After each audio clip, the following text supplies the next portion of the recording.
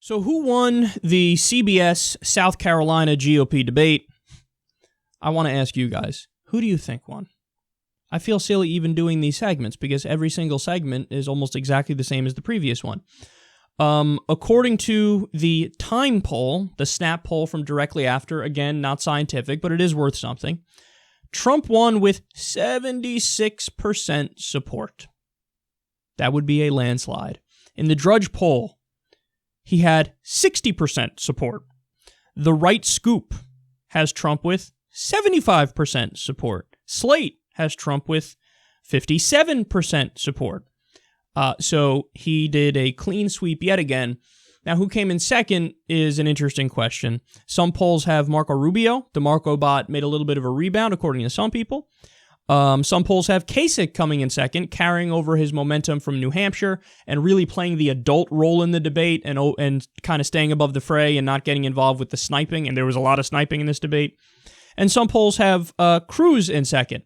Now, the only logical takeaway from the race for second here is that this only benefits Trump, because it really is Trump versus the field at this point. And when you don't have everybody else consolidated around one secondary candidate, well, then it's almost like you're handing the race to Trump, because you're going to split the establishment vote between Jeb and Marco and perhaps Kasich, and you got Cruz getting a mix of some establishment vote, but mostly anti-establishment vote who don't like Trump, and you've now made it so that he's consolidated his power and his base, and his lead is just going to remain consistent here if the other people don't get their shit together and the establishment doesn't pull some strings and say, okay, you drop out, you drop out, you drop out, now everybody back this one candidate. So, and that's what we're looking at now, man. Now, I have to say, who do I think won personally? I actually do agree that Trump won. Trump had the ballsiest debate I've ever seen ever from anybody in any political party. There, I said it. I mean, he was saying things that were just flat out liberal. To the point where I was like, wait, did I just agree with Trump like 2 or 3 times in a row? That's fucking crazy. He called out Jeb when Jeb did this bullshit line about how, oh, at least my brother kept us safe. And Trump was like, 9/11 happened on your brother's watch.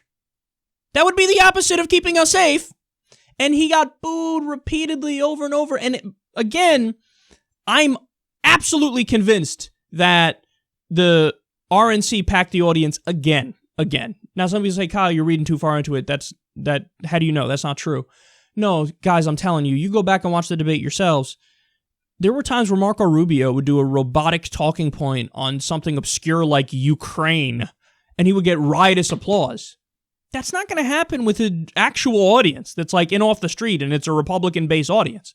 No, without question, Republican Party elites pack the audience, and they were told, okay, here's who you cheer for. You go crazy for Jeb, you go crazy for Marco, you could clap for Kasich, but Cruz and Trump, were fucked with the entire night from the crowd, but it's so obvious that they're packing the crowd, and it's so obvious that they're biased against Trump. And, Trump said, like, I'm not going to cut Social Security. Tell me how my ass tastes. I don't give a fuck. I'm not cutting it. And stupid moderators were like, but how are you going to make the plan work? And yeah, I know. You'd ever ask this question about war or corporate welfare. Whenever it's something for the people, Social Security, now it's like, oh my God, we haven't figured out the math yet. Trump's like, I got it. I'm going to keep, Social Security is not getting cut. I'm going to save it. Nobody else on stage is. And a lot of Republican-based commentators are like, I don't get it. Why is he so popular? Because when he deviates from Republican orthodoxy, he's got the fucking polls on his side. Republican establishment orthodoxy is, we must cut Social Security, we must cut Medicare. This is a must do. But if you look at the polls, even a majority of Republicans want to protect those programs. So along comes Trump and he's like, yeah, I'm going to protect him. And people are like, I like that guy. And the base is like, I don't get it. What are we doing? Because they don't know the polls. They don't know what the people want. And Trump's tapping into something populist here. So, and somebody made a great point, Ben Shapiro on Twitter, who I've never given credit for anything else.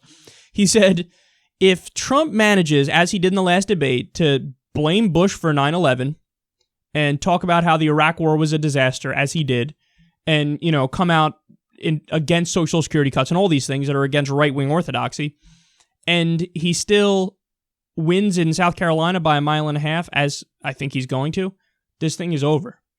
This thing is over.